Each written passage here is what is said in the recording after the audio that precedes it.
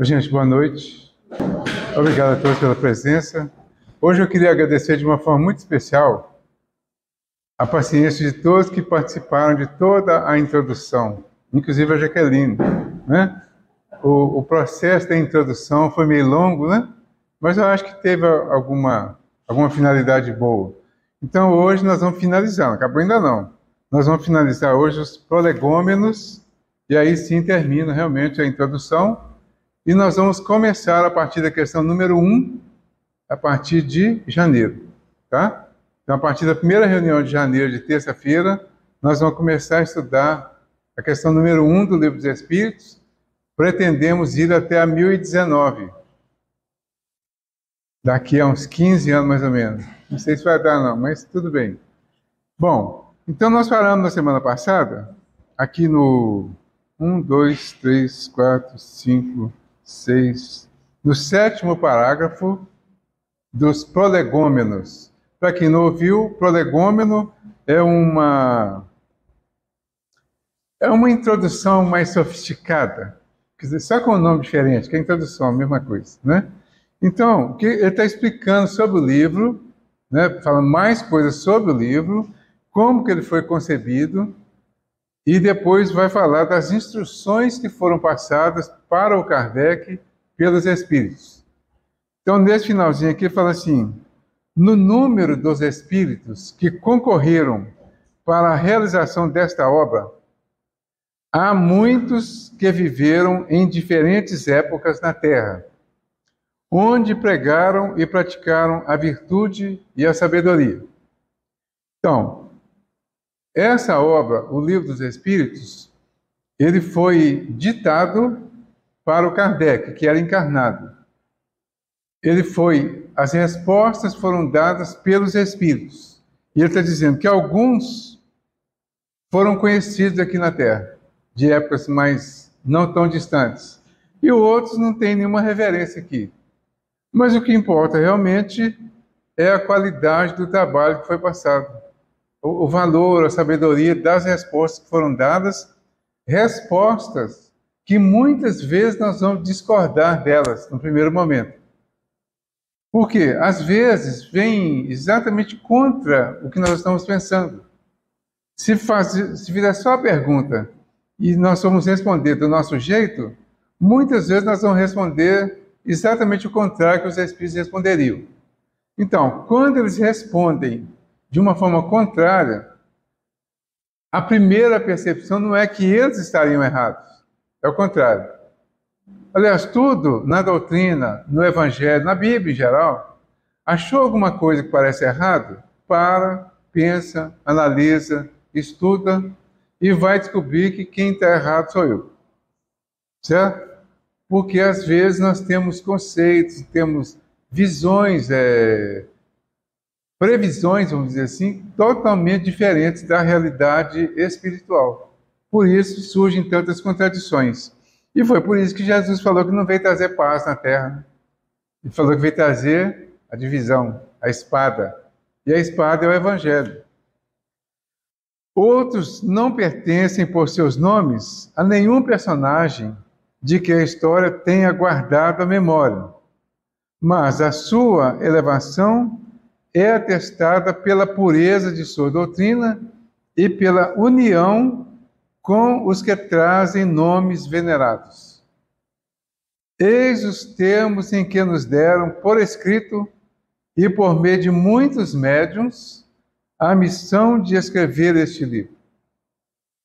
Então aí que vem realmente as instruções. Mas antes, vamos lembrar o seguinte: ele fala que alguns, né, como eu já disse, alguns espíritos que participaram da orientação da obra não tiveram nomes conhecidos, não são nomes conhecidos.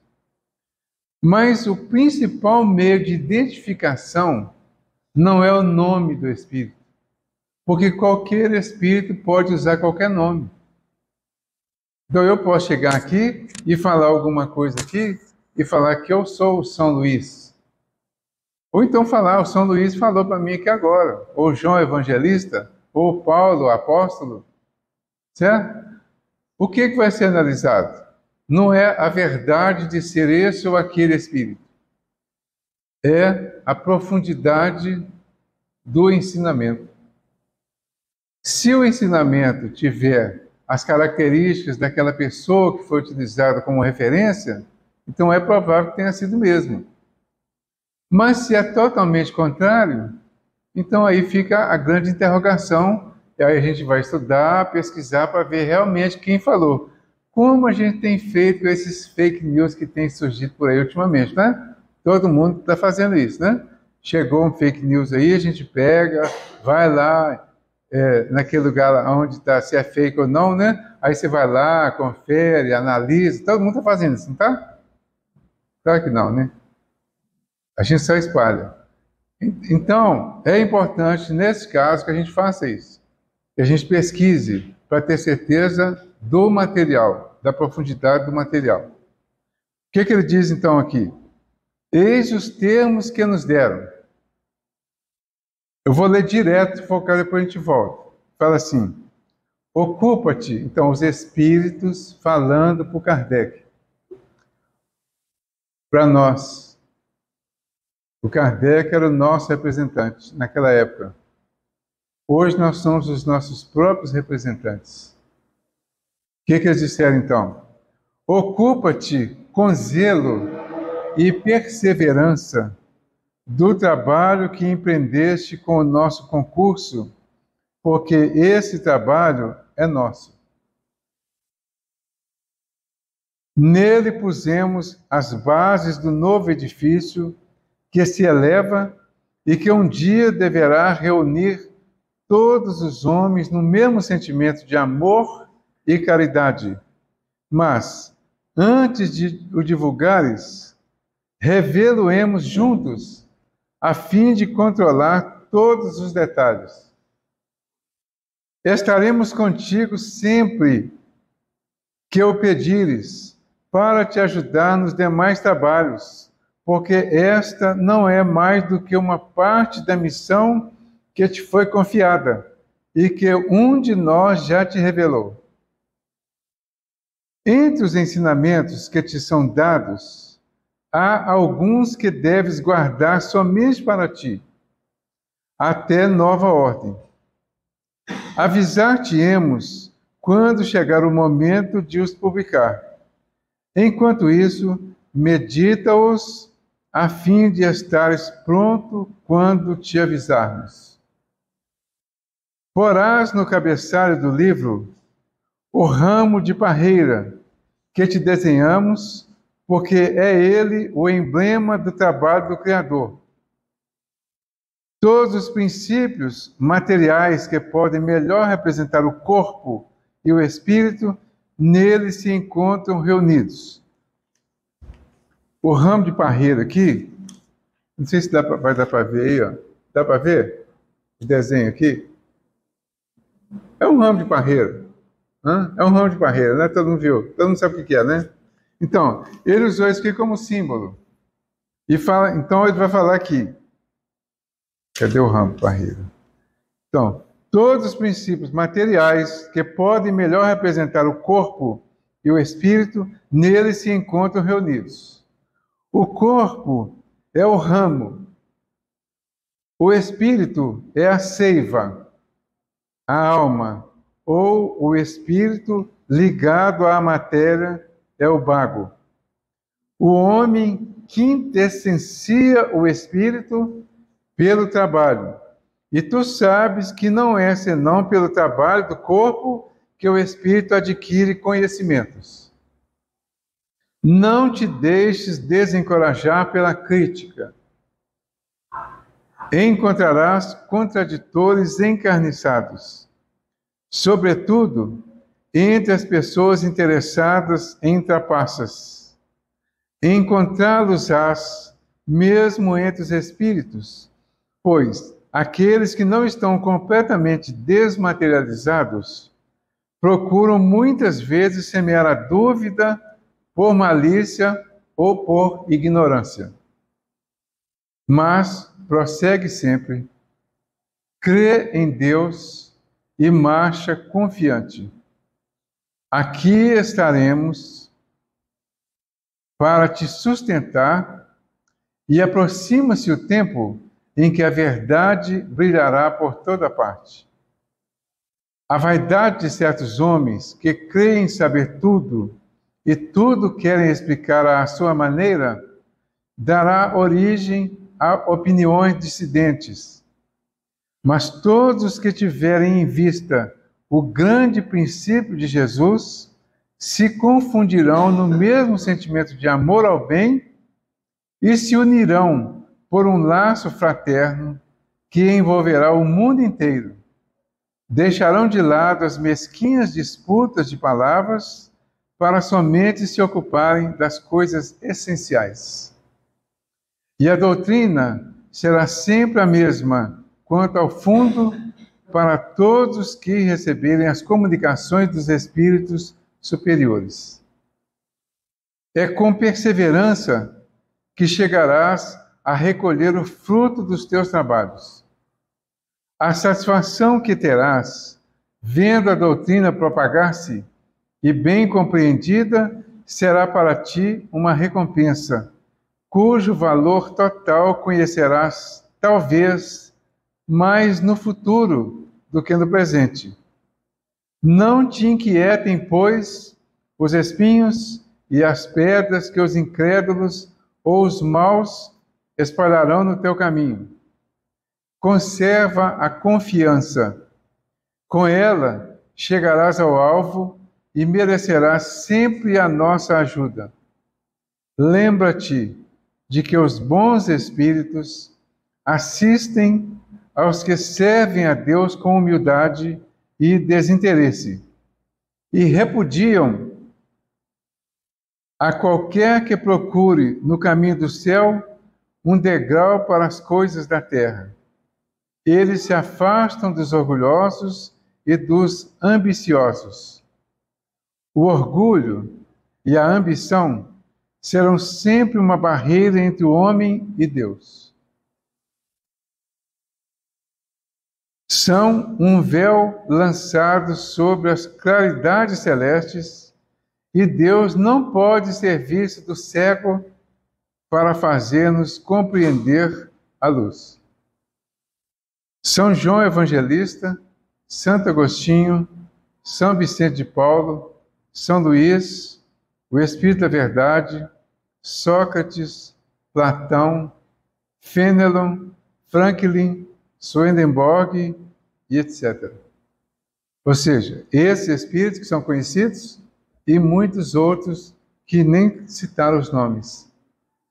É uma equipe, é uma organização espiritual que se reuniu especificamente para fazer esse trabalho, para construir essa doutrina que chegaria como a terceira revelação da lei de Deus para nós. Daí a importância da obra e a importância do ensinamento e o quanto esse ensinamento cresceu ao longo desse tempo.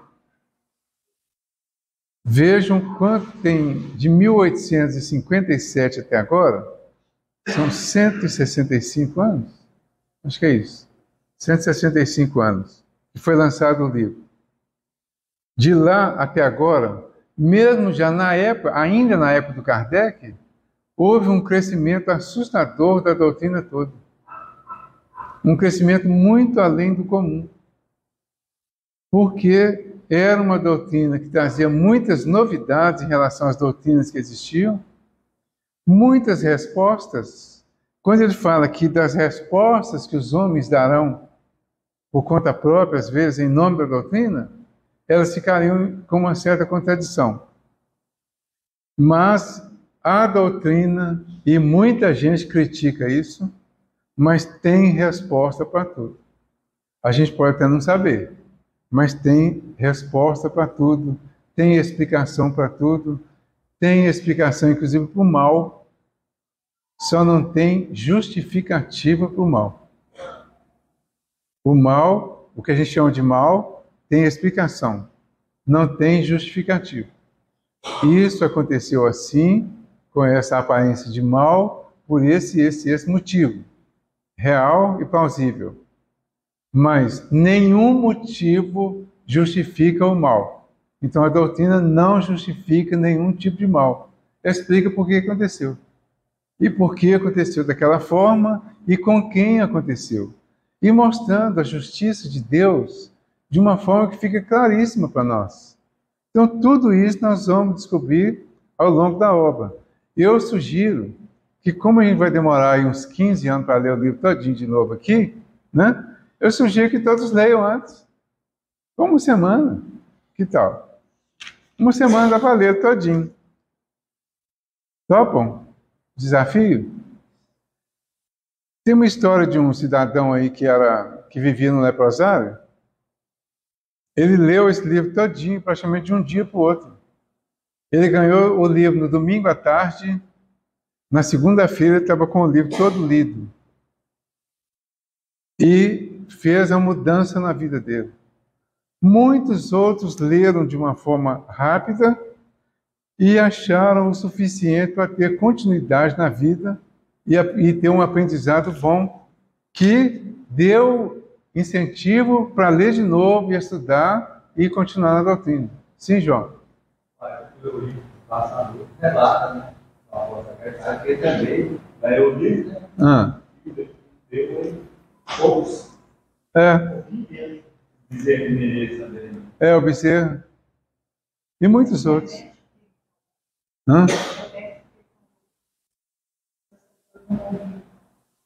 Quem falou? Tá. O João está falando que o João comentou que o Eurípides Barçanufo leu esse livro rapidamente. O Eurípides era lá de Sacramento, né? Era médium lá em Sacramento e fez um trabalho muito interessante lá com a doutrina, né? Ele lançou escola espírita lá em Sacramento, tem uma mediunidade daquelas surpreendentes lá. E muitos outros trabalhadores conhecidos, o caso do Bezerra de Menezes mesmo. O Bezerra ganhou o livro, ele estava no ponto do bonde. O amigo dele chegou, ofereceu o livro para ele de presente. Ele pegou o livro, olhou, está escrito lá, né? O Livro dos Espíritos. E ele era católico. E o catolicismo naquela época tinha muito mais preconceito em relação do que hoje, né? Aí ele pensou assim, bom, eu não devo ir para o inferno por ler esse livro, né? Aí pegou o livro e começou a ler. Aí o bonde demorava e tal, ele foi de bonde para casa, foi lendo o livro, leu o livro todo e chegou à conclusão que não tinha novidade nenhuma no livro para ele. Por quê? Ele já sabia o assunto todinho, já era familiar o assunto, né? E muitos outros, aqueles que adotam, que chegam, leem e familiarizam rapidamente, muitas vezes são pessoas que já leram antes, que já viveram antes dentro desses princípios e aprenderam com esses princípios aí. Então, convite a todos, podem ler antecipadamente. Em 15 anos dá para ler esse livro pelo menos 15 vezes. Aí vocês vão decorar o livro, quase, né? Ler 15 vezes dá para quase decorar, tá? Eu vou pegar alguns pontos aqui. Se alguém tiver algum ponto aí que ficou alguma dúvida e quiser falar, quiser comentar, pode ficar à vontade, tá? Algum ponto que eu li aqui que tenha ficado dúvida, especialmente nessa parte aqui da orientação para o Kardec, que eu disse que é uma orientação para nós. O livro agora é nosso, ele está conosco. Quer dizer, foram os Espíritos que ditaram. O livro é dos Espíritos. A essência do livro é dos Espíritos. Mas esse livro aqui é meu. É minha também a responsabilidade de passar de alguma forma o conhecimento que tem nesse livro. E esse conhecimento, a melhor maneira de passá-lo, não é falando sobre o livro simplesmente. Isso eu já falei até demais, né? É vivenciando. Como que eu estou vivenciando esse livro? Não me respondam, né? Como que nós estamos vivenciando o conhecimento que está aqui? Qual foi a instrução real que ele trouxe para mim, que foi realmente arrasadora, vamos dizer assim, que fez a grande transformação, não é? Qual foi essa instrução? Em que momento que eu adotei esses princípios aqui e eles passaram a fazer parte da minha vida e eu nunca mais consegui deixar de ler, de estudar, de participar e de buscar essa orientação? Então todos nós vamos ter esse momento aí, essa reflexão pelo menos. Essa reflexão traz para nós a responsabilidade. Qual? A de colocar em prática o aprendizado que recebemos. De uma forma natural, simples, não obrigatória, mas a partir da compreensão. O que eu entendi realmente? Isso eu vou fazer. Mas e se eu não entendi? Por exemplo, para falar aqui de reencarnação. Tem muita gente que ainda tem dúvidas sobre reencarnação. O que eu vou fazer com a reencarnação? Eu estou cheio de dúvida. Estudar o assunto. E se eu não conseguir entender, se eu não conseguir assimilar, aceitar? Deixe de ser espírita? Não. Porque ser espírita não é ser necessariamente reencarnacionista.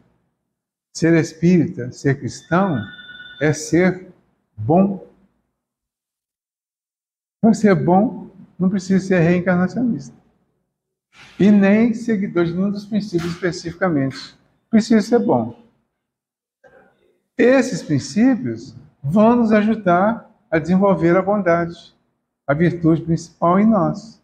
Então isso é mais importante que qualquer outras coisas, né? Ele vai falando aqui, por exemplo, isso que eu acho muito consolador. Ele fala assim, estaremos contigo sempre que o pedires. Interessante para nós, né? Estaremos contigo sempre que o pedires, para te ajudar nos demais trabalhos, porque esta não é mais do que uma parte da missão que te foi confiada e que um de nós já te revelou. Qual que era a missão?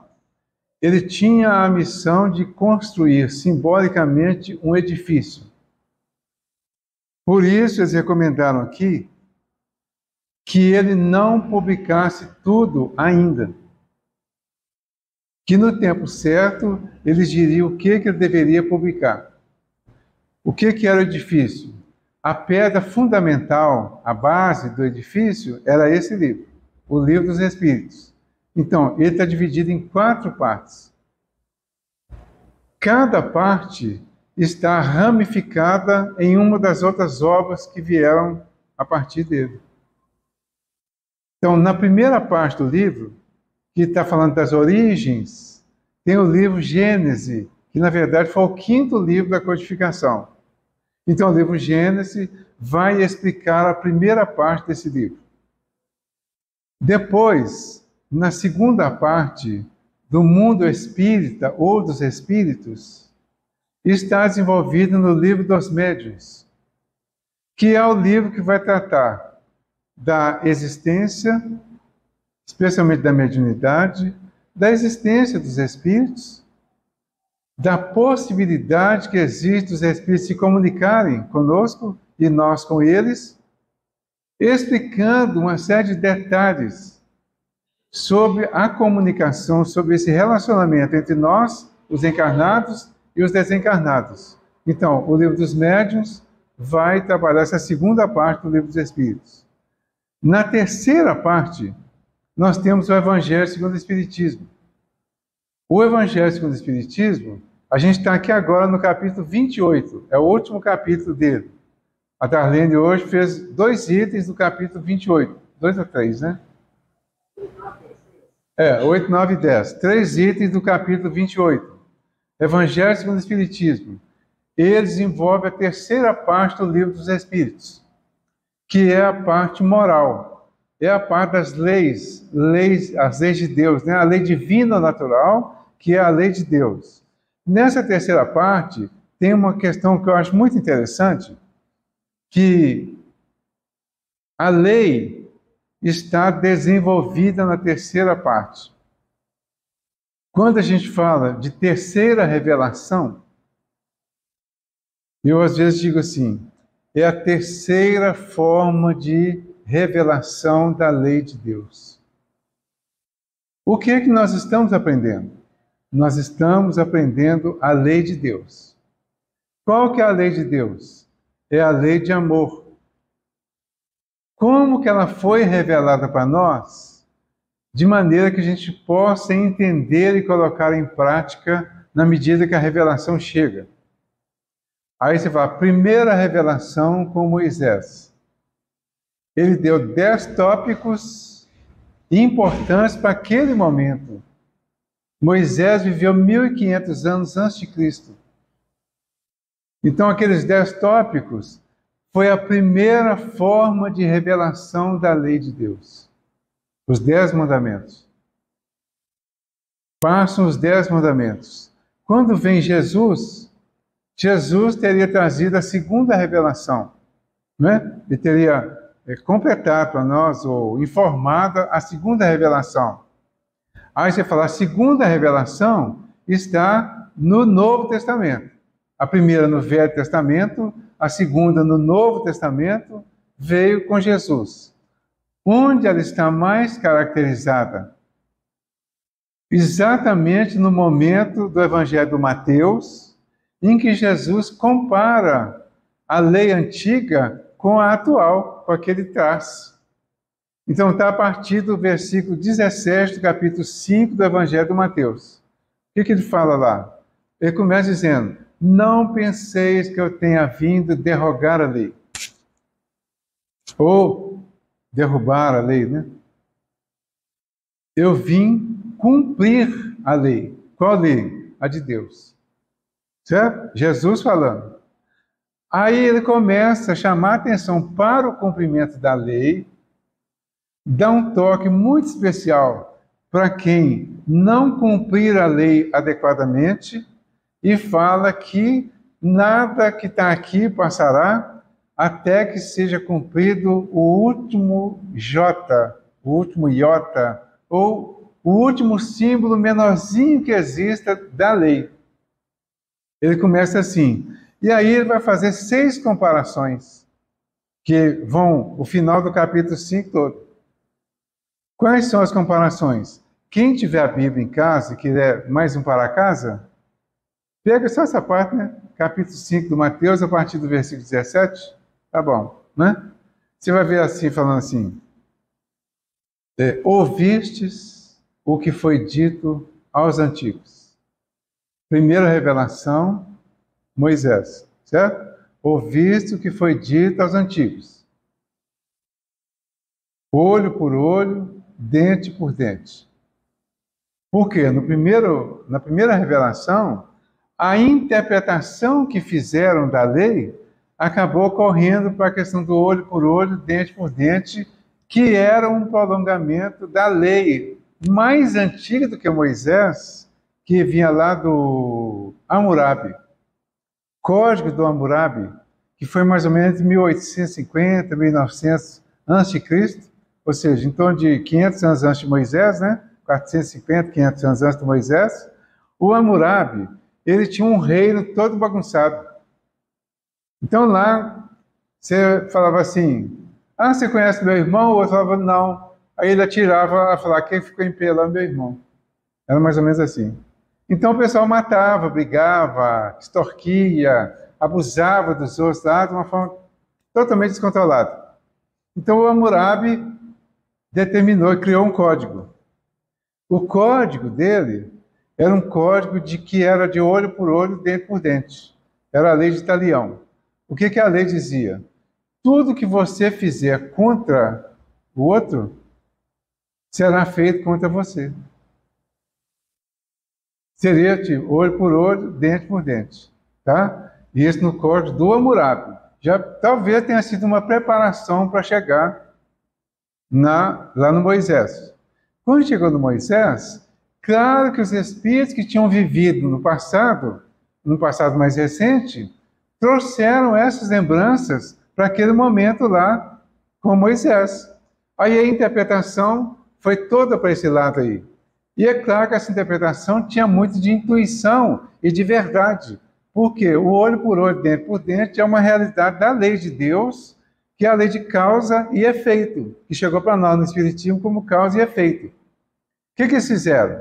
Interpretaram assim e ficou. A lei que vinha lá no Levítico, por exemplo, trazia a interpretação. Se houver uma briga de um homem contra o outro homem, assim como fizer o outro, será feita a ele também. Em que sentido? Em que proporção? Olho por olho, dente por dente, mão por mão, pé por pé, quebradura por quebradura. E aí instituíram, se um homem blasfemar contra Deus, Jeová, na época, ele será morto. A pena de morte era por apedrejamento. Então era o sistema que eles implantaram. Então a pessoa era apedrejada. Se a mulher adulterasse, ficou assim, né? Que na verdade para adulterar tinha que ter duas pessoas, um homem e uma mulher, né? Mas é claro que os homens faziam as leis. Então eles fizeram apedrejando a mulher, né? Mas pela lei era para apedrejar os dois, porque os dois erraram, né? Mas ficou mais a mulher. Então, o que mais conta é a mulher, a história da mulher adúltera, por exemplo, e ficou assim vindo lá do passado. Essa lei, então, essa interpretação do jeito que foi feita, é que foi condenada por Jesus. Porque era uma interpretação que tinha uma realidade, mas que não tinha uma justiça real, porque ela estava sendo feita pelo homem. Aí Jesus diz assim, é necessário que o escândalo venha. Porque o escândalo é o resultado da necessidade de resgatarmos as nossas faltas. Mas ai daquele por quem o escândalo vier. E aí ele vai pegando a comparação uma por uma. Ouviste o que foi dito, olho por olho, dente por dente. Ou seja, vingança em nome da lei. Mas eu, porém, vos digo, não resistais ao homem mau. Se alguém te ferir numa face, oferece a outra. Se te obrigar a caminhar 1000 passos, caminha 2000. Se pedir emprestado, empreste. Se quiser te tomar a manta, oferece também a túnica. É a não resistência. Então, a não resistência, nesse nível, seria a manifestação inicial do amor que Jesus estava trazendo. Certo? E aí, essa comparação, eu diria assim, numa interpretação assim, bem, eu diria particular, porque eu não vi, eu não posso citar nenhuma obra que está interpretando desse jeito, tá? Por isso que eu falo assim. Essa comparação, para mim, é exatamente o que caracteriza a segunda revelação, que veio por Jesus. Porque na última comparação, ele fala, ouviste o que foi dito aos antigos. Amarás o teu próximo e aborrecerás o teu inimigo. Mas eu, porém, vos digo, amai os vossos inimigos. Fazei o bem àquele que te faz mal. Orai por aquele que te persegue e calunia. Então aí ele consolidou o texto do amor que ele vinha trazer na segunda revelação. Então a primeira trazia a justiça, a segunda o amor. Quando chega no Livro dos Espíritos, nessa terceira parte, que ele traz uma outra forma de revelação da lei de Deus, ele faz uma direção, os próprios Espíritos, uma divisão, né? Os próprios Espíritos dizem que é os 10 mandamentos, tipos que foram ensinados através de Moisés, mas numa versão diferente. Então, nessa versão, eles trouxeram expressões que eram mais adequadas ao momento que nós estamos vivendo. Quer dizer, naquela época e até agora, de uma certa forma. Ele traz uma divisão, mostrando cada aspecto da lei que nós precisamos cumprir para estar de acordo com Deus, conosco e com a humanidade. Ele começa com a lei de adoração, que vai falar da nossa relação com Deus, vai falar do trabalho, lei do trabalho, vai falar da lei de reprodução, a lei de conservação, a lei de destruição, progresso, igualdade, liberdade, faltou um, dois. Justiça, amor e caridade, faltou um. Sociedade. Certo? Então, as 10 leis. Essa divisão mostrando a necessidade de nós vivermos cada um desses aspectos da lei. É a terceira revelação. É a terceira forma de conviver com a lei de Deus, de entender a lei de Deus e praticar. Mas vem com um componente diferente. Ele vem trazendo como lema: o fora da caridade não há salvação. Nos incentivando a resgatar voluntariamente, através das necessidades do próximo, os nossos erros lá do passado. Então, como que eu vou consertar as minhas coisas erradas lá do passado? Ajudando o próximo.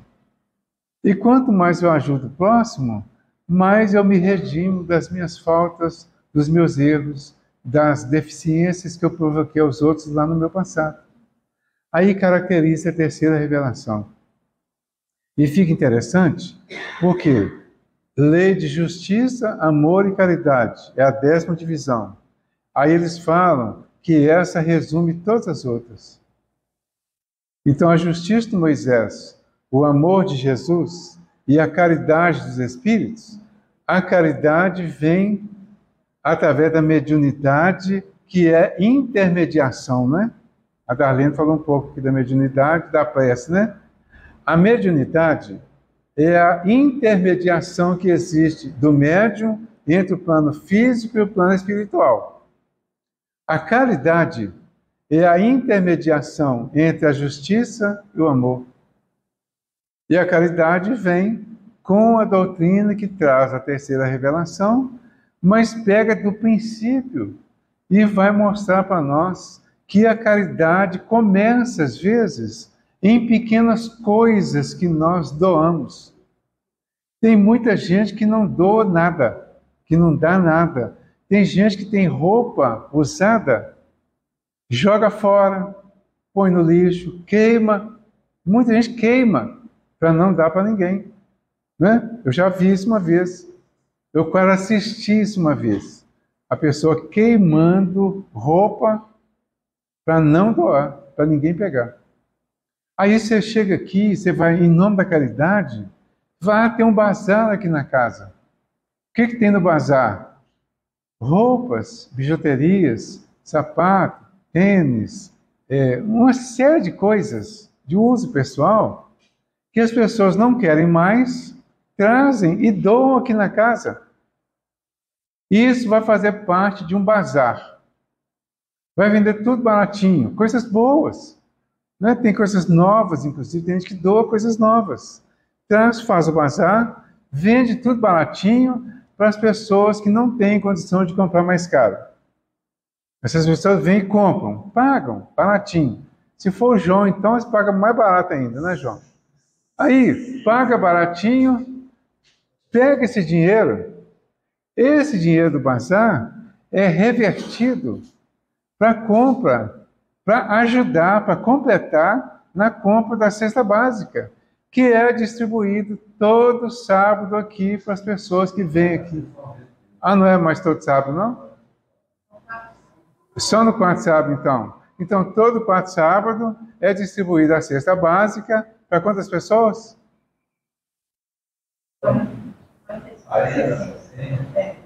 45 a 60. Então, entenderam? Pega esse mesmo dinheiro, essa mesma doação. Pois é. Então, eu estou aproveitando para contar para vocês que aqui no cantinho tem tudo isso, tá? Tem bazar, né? Quem tiver roupa lá, vamos fazer uma viagem no guarda-roupa? O que tem lá que não está usando mais? Porque engordou, porque emagreceu. Aquele sapato, né? Você está enjoado daquele sapato, né? Ele está lá enchendo lugar no guarda-roupa, atrapalhando chegar um outro mais novo. Pega, põe numa sacolinha, traz para o cantinho. Aí a gente vai pegar esse sapato, vai vender baratinho para uma pessoa que vem que vai adorar aquele sapato. Não é aquele sapato chique que aquela pessoa não teria condição de comprar. Ela compra baratinho, leve, ainda vai usar muito tempo. O dinheiro que ela vai oferecer nesse produto vai ser transformada em cesta básica para ser distribuída para as pessoas que vêm aqui, que são os nossos assistidos. Entenderam? Isso é a caridade tendo a sua função de nos levar ao amor. A caridade é o amor em ação.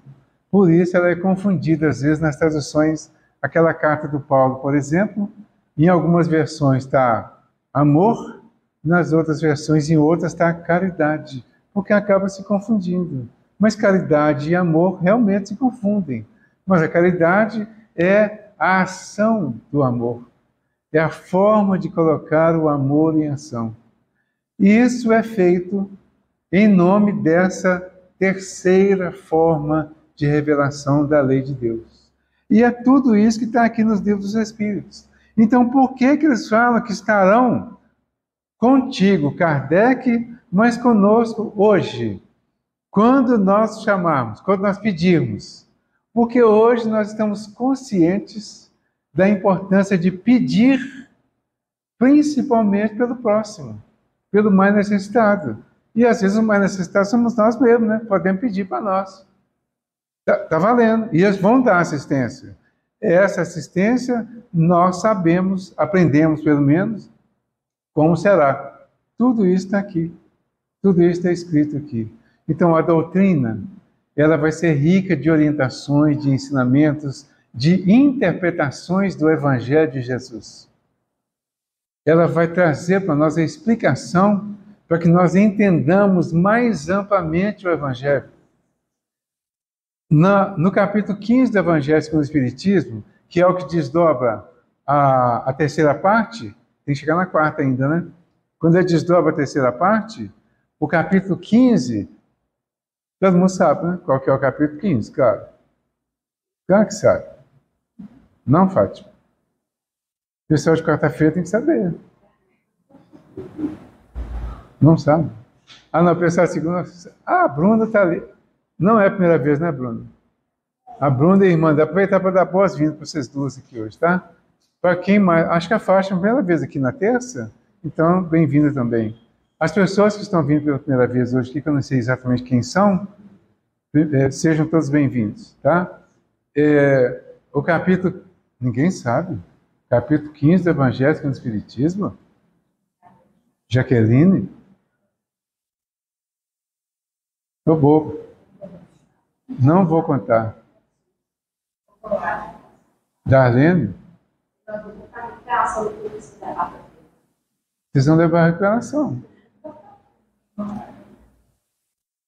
E o pessoal que já formou na quarta-feira? Renata, Andréia. Ah, não, vocês estão brincando comigo. E colou ou não? Colou? Não?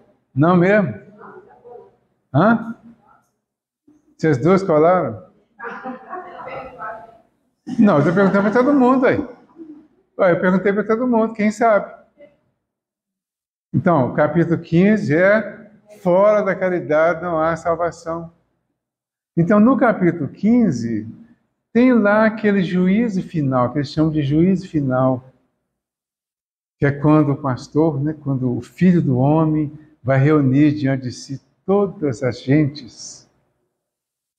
E aí vou colocar como um pastor separa dos cabritos as ovelhas, ele colocará as ovelhas à direita e os cabritos à esquerda.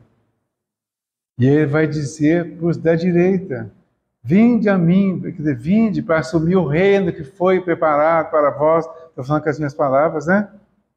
E quando eles perguntarem por que eles foram escolhidos, né?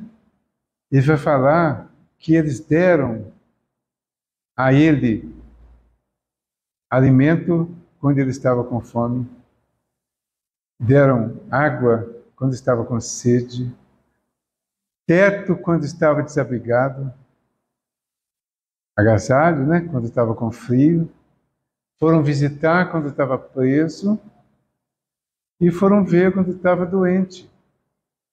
E eles vão perguntar para ele quando foi que eles fizeram isso. E ele vai responder que todas as vezes que fizestes isso a um desses mais pequeninos, a mim mesmo fizestes. Então, esse assunto está no capítulo 15, é a base do capítulo 15, o fora da caridade da nossa salvação. E quando ele fala com os outros que eles vão direto para o fogo do inferno, e fala que eles não fizeram isso, e eles vão perguntar a mesma coisa, quando foi que deixaram de fazer? E ele vai falar, todas as vezes que eu procurei através do necessitado, de todas as áreas, vocês não atenderam, então vão para o fogo do inferno. Mas hoje, pela doutrina, fogo do inferno não é fogo de castigo eterno. O fogo é o símbolo da dor que cada um ainda vai precisar passar em algumas circunstâncias para resolver as suas questões. E nenhuma dor será eterna. Ela vai durar enquanto for necessário. Então, esses que vão para esse fogo, o fogo é aqui na terra, que é mundo de prova e de expiação. Nós vamos passar por esse fogo aqui, um fogo da dor, né? Muitas vezes vai gerar sofrimento, mas assim que passar tudo isso, passar bem, nós ficaremos livres desse fogo.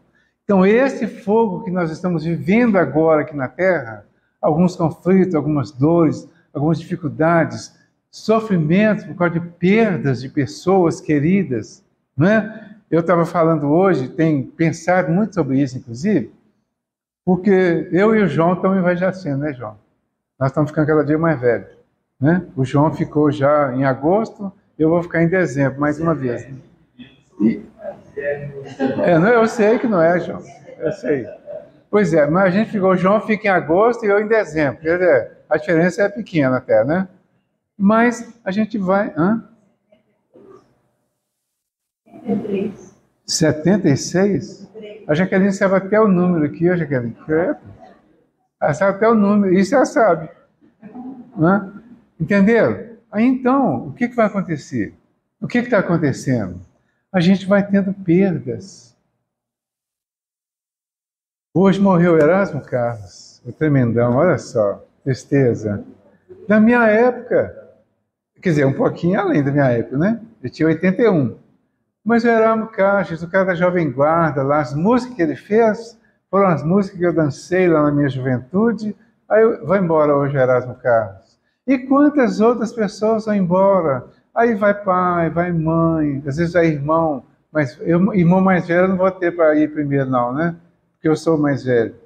Mas tem outros irmãos, amigos, aqueles irmãos do dia a dia aí que você vai construindo, de repente vai todo mundo voltando, né? Isso é dor. É a dor daqui da terra. Porque por mais compreensível que seja, ainda dói. É a perda. Faz parte do processo. Então vamos assimilar essa dor com tranquilidade. A doutrina é consoladora. É a doutrina do Consolador. É a doutrina que vai mostrar que ninguém morre. As pessoas estão em algum lugar, às vezes muito próximas de nós, às vezes um pouquinho distante, mas em algum momento nós vamos nos encontrar de novo e vamos refazer a festa. Né? E se a gente for nesse momento agora, nós vamos com Gal Costa, Rolando Boldrin, lá o Sargentão lá, né? o Erasmo Carlos hoje, e um tanto de outros aí que a gente nem conhece, né? Que de repente vai encontrar lá e falar, te conheci lá e tal, e vai ser uma maior festa. Então é assim que a gente precisa ver, e é assim que nós vamos estudar a doutrina a partir do próximo ano, tá? Esperamos que todos possamos estudar, aprender e fazer a nossa vida melhor a partir daquele momento lá. Pode dizer?